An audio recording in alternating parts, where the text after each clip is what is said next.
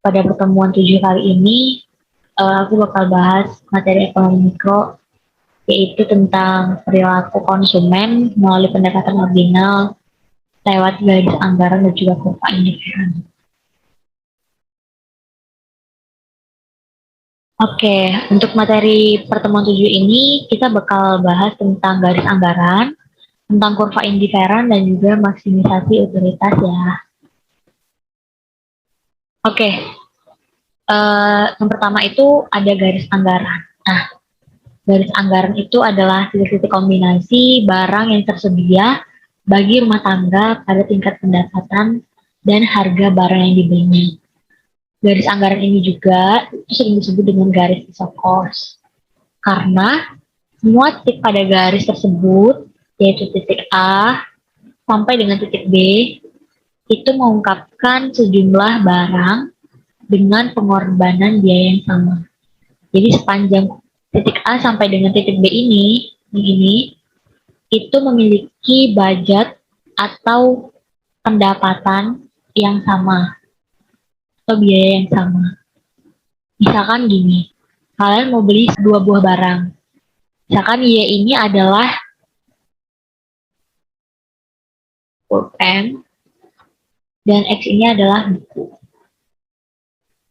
Nah, kalian ingin beli pulpen dan juga ingin beli buku, tapi budget kalian itu hanya misalnya 10.000. Sedangkan harga pulpen itu per bijinya itu 1.000 dan harga buku per bijinya misalnya 2.000. Nah, dengan uang 10.000 ini gimana cara kalian itu bisa beli buku tapi bisa juga beli pulpen seperti itu teman-teman. Oke. Nah, jadi si garis anggaran itu bisa mengalami pergeseran ya teman-teman. Apa aja sih penyebab dari pergeseran garis anggaran itu? Nah, itu ada di antara itu ada 4 penyebab dari pergeseran garis anggaran ini. Nah, yang pertama itu adalah perubahan pendapatan nominal dengan income naik, tapi harga barang itu tetap, sehingga menyebabkan garis anggaran ini bergeser ke kanan dan juga sebaliknya. Jadi gini, tadi kan kurvanya itu seperti ini ya teman-teman. Nah, ketika kita pengen beli pulpen, kita pengen beli buku, nah budget kita itu tadi 10.000. Nah, ketika budget kita itu naik menjadi misalnya 14.000, tentunya kita bakal bisa lebih banyak beli pulpen dan juga lebih banyak beli buku kan. Sehingga menyebabkan kurva ini tuh bergeser ke arah sini. Gitu. Bergeser ke arah kanan. Kita jadi lebih banyak buat beli buku dan juga buat beli pulpennya karena budget kita itu meningkat seperti itu teman-teman. Nah, kalau misalkan budgetnya itu turun, misalnya jadi 8.000 misalnya. Tentunya kita juga bakal sedikit beli barangnya. Jadi segini. Nah, itu yang bergeser ke arah kiri. Seperti itu teman-teman. Untuk penyebab pergeseran yang kedua itu adalah perubahan proporsional semua harga nominal. Ketika harga kedua barang itu naik, maka garis anggaran bergeser ke kiri, sejajar garis semula, dan sebaliknya. Oke, jadi gini, kan tadi kurvanya gini ya. Ini harga barang semula misalnya. Ini harga pulpen, harga buku semulanya segini.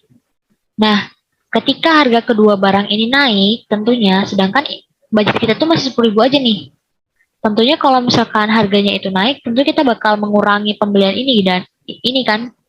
Jadi pulpen dan bukunya itu kita kurangin. Jadi segini. Sehingga dia tuh bergeser ke arah kiri. Jajar garis semula. Ini garis semula yang ini, terus dia geser ke arah kiri gitu. Dan juga sebaliknya. Oke.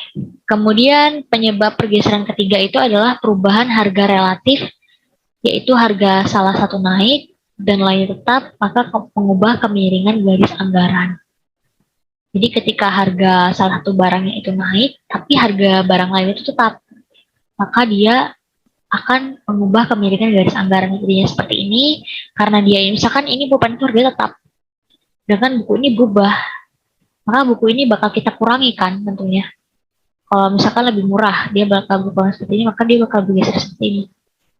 Seperti ini. Nah, itu.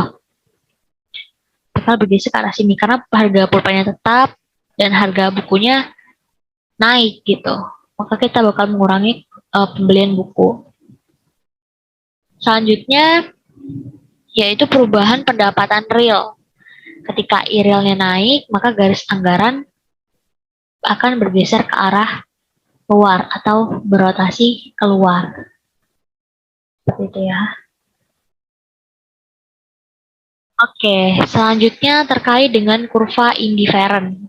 Jadi, kurva indifferent itu adalah garis yang menghubungkan titik-titik kombinasi barang yang memberikan kepuasan yang sama. Jadi, garis yang